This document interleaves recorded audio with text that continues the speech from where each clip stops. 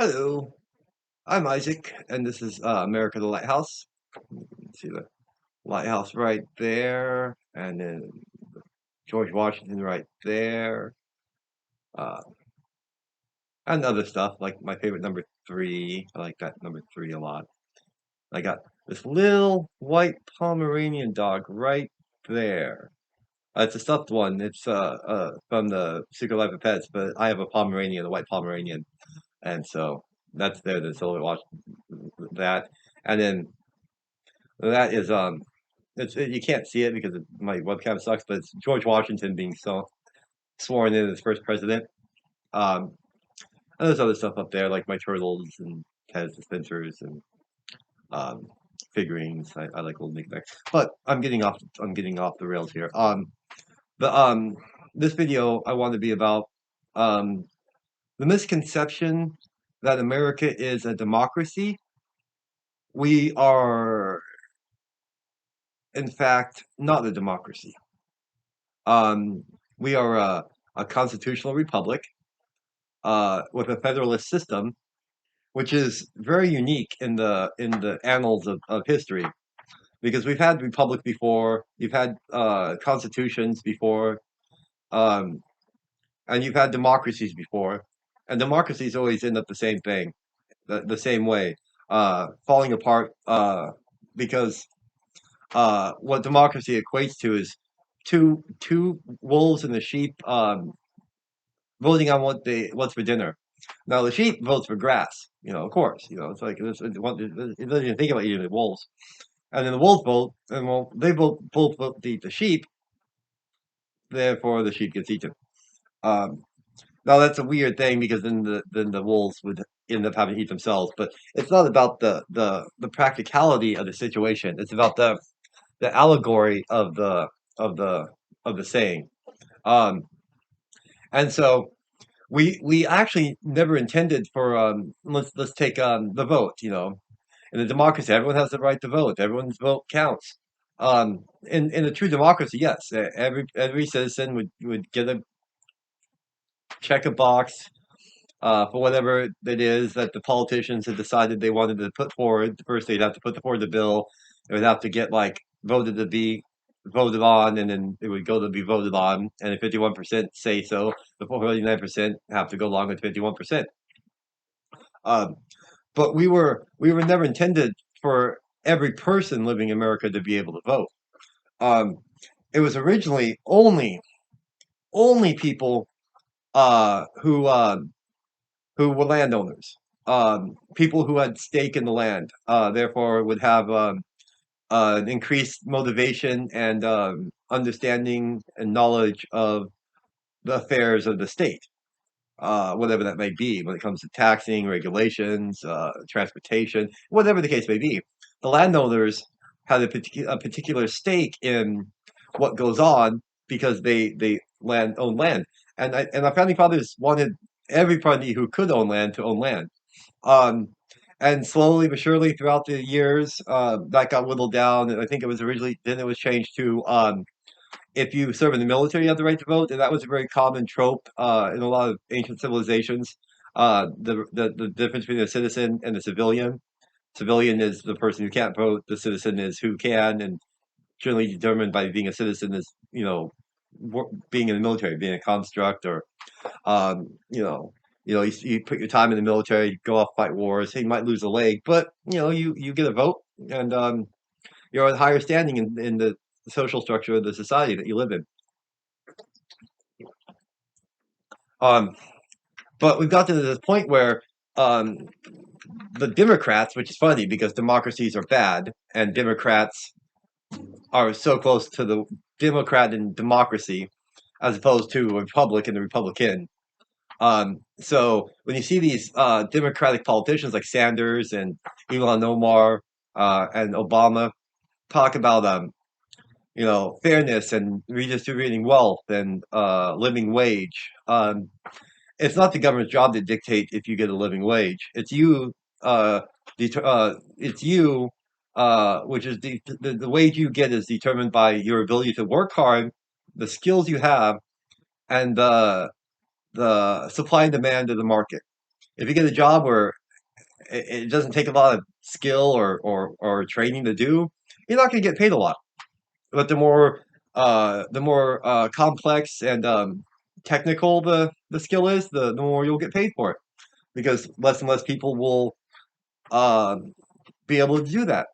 And that is one of the things that makes the free market healthy is the ability for the employee and the employer to come to a consensus amongst themselves based on merit and skill and uh, uh, supply and demand. Sorry about that. But we were never ever meant to be anything resembling a democracy. Um, and that's why and in a democracy they would give everyone the vote because it they would be happy with whatever it is. As long as it's 51 against 49, the powers that be are happy. But in a constitutional republic, with a federalist with a federal underlying system of federalism, I said that wrong. With the constitutional republic with a federalist baseline, um, was designed so only people who had an invested interest in um, taxes and regulations, I said before, would vote on those things. So they would vote, and the other citizens who had land would vote, and most of the times have some type of public office or whatnot. They were supposed to cycle out. We weren't supposed to have senators and congressmen in there for 40 years. That was not in the intent of our founding fathers. Although I think they believed that people will be cycled out faster than they are now, um, simply because of the federalist system that they put in place about the restricting of voting to people who um, will have a vested interest in learning about the policies and regulations that the politicians set forth, being the people that they sent to the position to hold until they leave or a new person gets elected or whatever. But it wasn't meant to be every single man, woman, child gets a vote, and it wasn't supposed to be a 51 to 49 decision. In a lot of instances, our founding fathers wanted it to be a little higher than that. They wanted, and that's why um, when you look at the electoral college, it's um, it's like 270 or something like that. Um, not let's not get into that because like I think that might be a wrong analogy for that. But no, we were never meant to be a democracy. We were meant to be a republic. And I say a constitutional republic with federalist underlinings to differentiate us from like what you have, like you have the Democratic Republic of Congo, you have the People's Republic of North Korea.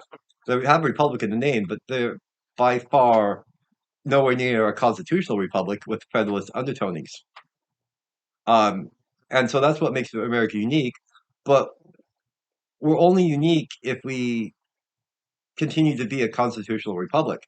The minute we devolve into a democracy, we're no better than a handful of other countries in this world that say they're a republic, say they're for the people, but they're really not. It's all just a pleasant facade for uh, uh,